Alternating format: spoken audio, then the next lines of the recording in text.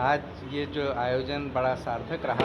तो पिछले कई सालों से ये आयोजन किया जाता रहा है। ये जो अजमेर चैप्टर जो है विश्व संवाद केंद्र का, और इससे पत्रकारों को बहुत ही लाभ हुआ है।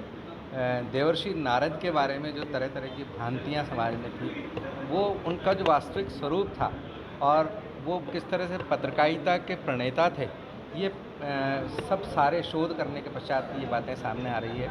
और जो उनसे, जैसा कि अभी मैंने निवेदन किया था, कि उनसे सबसे बड़ी बात जो सीखने को मिलती है कि वो विश्व और सृष्टि का कल्याण के लिए वो सूचना का संप्रेषण करते थे। अभी आदरणीय नारायण जी भाई साहब ने भी जो बात कही कि संप्रेषण और संवाद में फ़र्क होना चाहिए।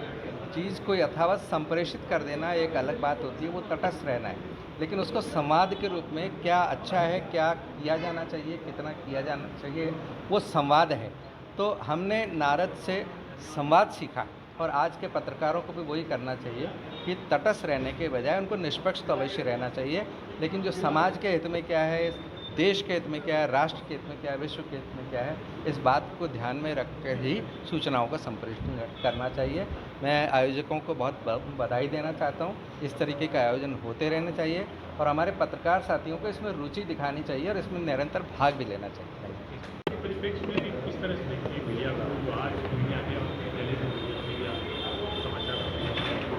देखिए, जिस तरीके से आज ये एक संगोष्ठी आयोजित की गई विश्व संवाद केंद्र चित्तौड़ प्रांत के अजमेर चैप्टर के द्वारा, और पिछले 12-13 साल से अजमेर में इस तरह के संगोष्ठी आयोजित की जा रही है नारद जयंती के उपलक्ष्य में, और इसमें सभी पत्रकार साथी भाग लेते हैं। और हम इस बार इस चुनौती में इस संगोष्ठी के अंदर विचार करते हैं कि जो वर्तमान समय है उसमें जो पत्रकारिता के सामने जो चुनौतियाँ हैं उसको किस प्रकार से हम मुकाबला कर सकें।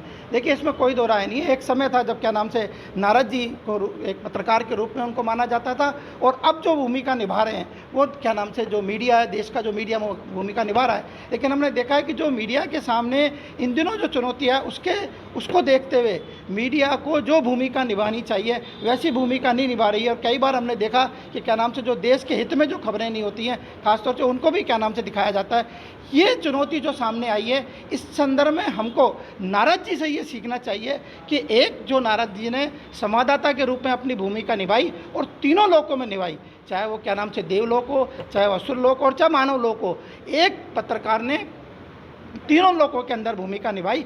उससे प्रेरणा लेकर आज के पत्रकारों को भूमिका निभानी चाहिए, तभी देश हित में पत्रकारिता हो सकती है। आपने अपने व्यक्तित्व रखे नारद जी को प्रेरित किया, इस तरह से मीडिया को करना चाहिए और क्या आपने लिया? देखिए, आज विश्व संवाद केंद्र चित्तौड़ के अजमेर चैप्टर की तरफ से आज ये संगोष्ठी रखी गई। नारद जयंती के अवसर पर आज नारद जी के चरित्र का स्मरण किया गया और मीडिया की वर्तमान भूमिका बदलते हुए संदर्भों में किस प्रकार होनी चाहिए, इस पर आज ये संगोष्ठी आयोजित हुई है। नारद का भारतीय पत्रकारिता के जो मापदंड हो सकते हैं वो नारद के जीवन चरित्र से, नारद जी के जीवन चरित्र से आते हैं, और इसलिए सत्य, सर्वसमावेशिता, नैतिकता, लोकहित और निर्भीकता, ये 5 उनके जीवन के ऐसे पक्ष हैं जो पत्रकारिता के लिए आज हम सब के लिए मार्गदर्शक हो सकते हैं। हम सब केवल मीडिया के स्थापित मीडिया के लोग ही नहीं, बल्कि प्रत्येक व्यक्ति अब संवाद कर रहा है सामाजिक माध्यम, सोशल मीडिया के माध्यम से। इसलिए नारद जी के उस प्रेरक चरित्र से हम सब प्रेरणा ग्रहण करते हुए अपनी सत्यनिष्ठा, निर्भीकता, निष्पक्षता, समाज हित, इस आधार पर संवाद समाज से करें। ये चर्चा आज हुई है।